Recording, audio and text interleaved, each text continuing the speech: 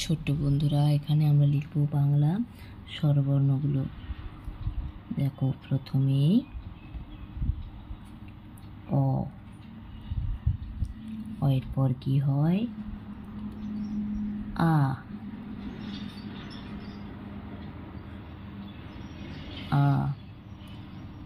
এরপর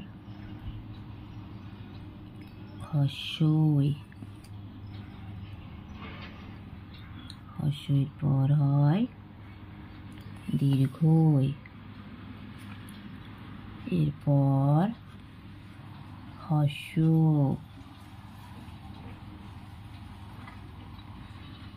দীর্ঘ,